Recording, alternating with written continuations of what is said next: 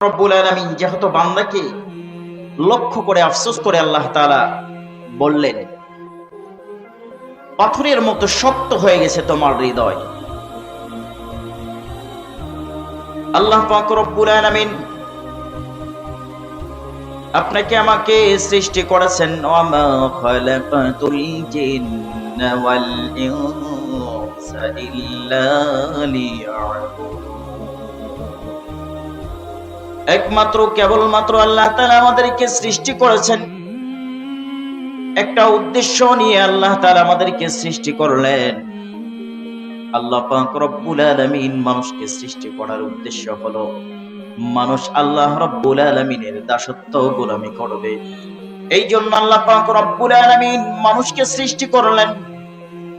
আল্লাহ পাক রব্বুল আলামিন এই বান্দার সম্মুখে, এই মানুষের সম্মুখে কত নিদর্শনগুলি আল্লাহ তাআলা উপস্থাপন করে দিয়েছেন, যাতে করে মানুষগুলি যেন সতর্ক হয়ে আল্লাহর দিকে ফিরে আসে। আল্লাহ পাক রব্বুল আলামিন কত সুন্দর করে আল্লাহ তাআলা নিয়ামত দান করেছেন বান্দাকে, কত সুন্দর দর্শনীয় স্থানগুলি তৈরি করে রেখে দিয়েছেন।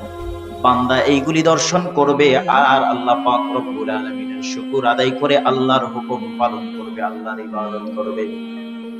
আল্লাহ পাক রব্বুল আলামিন আপনাকে আমাকে সুস্থ রেখেছেন, সুস্থতার মতো বড় নিয়ামত দান করেছেন।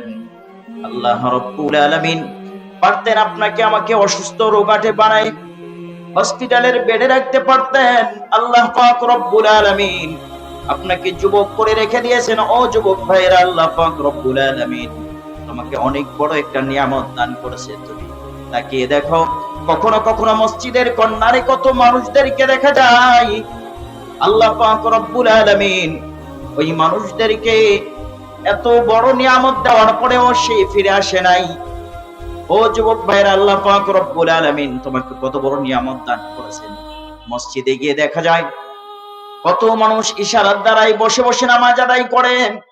আল্লাহ পাক রব্বুল আলামিন তোমাকে সুস্থতা দান করেছেন, এত বড় একটা নিয়ামত দান করেছেন।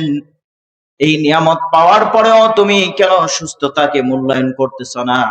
আল্লাহ পাক রব্বুল আলামিন আপনাকে আমাকে কত সতর্ক করতেছেন। আল্লাহ পাক রব্বুল আলামিনের হাবিব বলেন, কোন বান্দা যদি আল্লাহ পাক রব্বুল আলামিনের নিকটবর্তী হতে চায়, সে যেন আল্লাহ পাক রব্বুল আলামিনের নিকটে সিজদা করে। বান্দা সিজদার মাধ্যমে আল্লাহ পাক রব্বুল আলামিনের সবচাইতে নিকটবর্তী হতে পারে। আল্লাহ রব্বুল আলামিন আপনাকে আমাকে এত বড় দৌলত দান করেছেন, এত বড় নিয়ামত দান করেছেন। এই নিয়ামতগুলি পাওয়ার পরেও আপনি আল্লাহ পাক রব্বুল আলামিনের হুকুম পালনের জন্য মসজিদের দিকে যাই না। যেই বৃদ্ধ মানুষগুলিকে দেখা যায় মসজিদের কর্নারে বসে বসে ইশারার দ্বারাই নামাজ আদায় করে, কিন্তু আল্লাহ পাক রব্বুল আলামিন আপনাকে আমাকে অনেক বড় দৌলত দিয়েছেন। ওই মানুষগুলির মন চাই বার্ধক্য জনিত কারণে ওই মানুষগুলি ফিরে আসতে চায়, ওই মানুষগুলি আল্লাহ তাআলার ইবাদত করতে চায়, কিন্তু তাদের অঙ্গগুলি সাড়া দেয় না, তাদের হাঁটুগুলি সাড়া দেয় না, তাদের কোমরগুলি সাড়া দেয় না, যার কারণে এই মানুষগুলি আল্লাহর হুকুম সঠিক তরিকায় আদায় করতে পারে না। কিন্তু যুবক, আপনাকে আমাকে আল্লাহ পাক রব্বুল আলামিন এত বড় একটা দৌলত দান করেছেন, এত বড় একটা নিয়ামত দান করেছেন, সুস্থতার মতো একটা নিয়ামত দান করেছেন। এই যুবকের হালতে আপনার অঙ্গ প্রত্যঙ্গগুলি সাড়া দেয় আল্লাহর ইবাদত করার জন্য, আল্লাহর ইবাদতে আত্মনিয়োগ করার জন্য প্রত্যেকটি অঙ্গগুলি সাড়া দেয়, কিন্তু যুবক আপনার মন সাড়া দেয় না। আপনার মন সাড়া দেয় না, কিন্তু আপনার অঙ্গ প্রত্যঙ্গগুলি সাড়া দেয় আল্লাহর হুকুম পালনের জন্য। আল্লাহ পাক রব্বুল আলামিন এত বড় দৌলত দান করেছেন, এত বড় নিয়ামত দান করেছেন।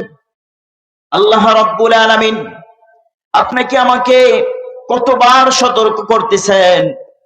ও দুনিয়ার মানুষ, তাকিয়ে দেখো, তোমার চোখের সামনে কত যে বৃক্ষগুলি দাঁড়িয়ে দাঁড়িয়ে বৃক্ষের পাতাগুলি কত সুন্দর করে সাজায় ওঠে, কত সুন্দর করে ফুলগুলি ফুটে, আবার কখনো কখনো তোমার চোখের সামনে সেই পাতাগুলি ঝরে যায়, সেই ফুলগুলি ঝরে যায়। আল্লাহ রাব্বুল আলামিন বলেন, ও বান্দা, আমি তোমার সম্মুখে এইগুলি কেন দিলাম?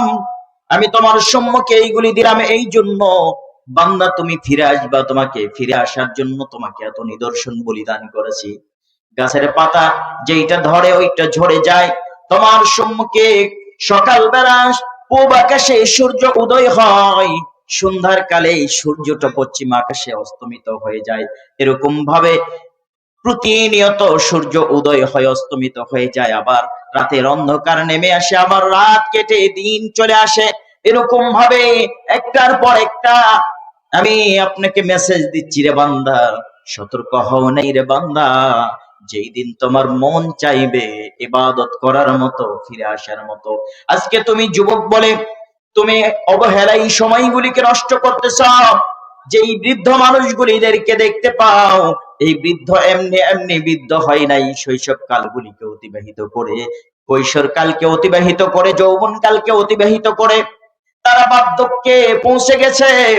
এই মানুষগুলি বার্ধক্যে পৌঁছে গেছে তাই নয়, ও যুবক ভাইরা আমার, আপনার আমার মতো তারাও যুবক ছিলেন। আজকে তাদের এমন একটা সময় চলে এসেছে, আপনার শৈশবকাল, আপনার শৈশবকালটা কেটে যাওয়ার পরে আপনি পলায়ন করে আপনি কৈশোর কালে পা দিয়েছেন। কৈশোর কাল থেকে পলায়ন করে আপনার যৌবন কালকে আপনি পলায়ন করে লুকিয়ে গিয়েছেন, কিন্তু আপনার যৌবন কাল শেষ হয়ে যাওয়ার পরে আপনার বার্ধক্য কাল একটা এসেছে। এখন আপনি কোথায় পলায়ন করবেন, কোথায় যাবেন? আপনার কোনো পথ নেই, শুধু একমাত্র কেবলমাত্র একটা পথ, সেইটাই হচ্ছে মৃত্যু। আল্লাহ পাক রব্বুল আলামিন আপনাকে আমাকে এত এত মেসেজ দিয়েছেন, এত সতর্কতা দান করেছেন। আল্লাহ রব্বুল আলামিন আপনাকে সতর্ক করতেছেন বারবার। আল্লাহ রব্বুল আলামিন বলেন, তোমার চোখের সামনে তোমার বাবার মৃত্যু হয়ে গেল, তোমার চোখের সামনে তোমার মার মৃত্যু হয়ে গেল। তুমি কি বুঝেছো তোমার বাবার মৃত্যুটা?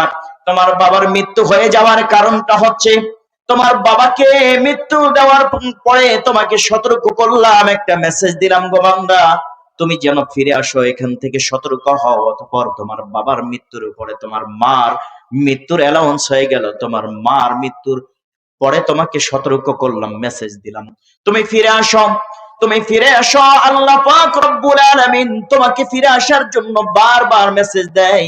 কত বাবা মার সন্তানগুলি বাবা মার কাঁধে বহন হয়ে লাশ কবরে চলে যায়, এই লাশগুলি কবরে যায়, তবুও কি তুমি সতর্ক হবে না? আল্লাহ পাক রব্বুল আলামিন তোমাকে এতবার মেসেজ দিচ্ছে, তারপরে সতর্ক হও নাই। তোমার যখন বার্ধক্য কাল আসবে আর তোমার মাথার চুলগুলি একটা একটা করে পাকতে শুরু করবে, মুখের দাড়িগুলি পাকতে শুরু করবে, তুমি মনে করিও না যে তুমি এখনো যুবক আছো। না না, তোমার বার্ধক্য কাল শুরু হয়ে গেছে। আর মাথার চুলগুলি পাকার কারণ বোঝো, মাথার চুলগুলি দাড়িগুলি পেকে যাওয়ার কারণ বুঝতে পারছো কি?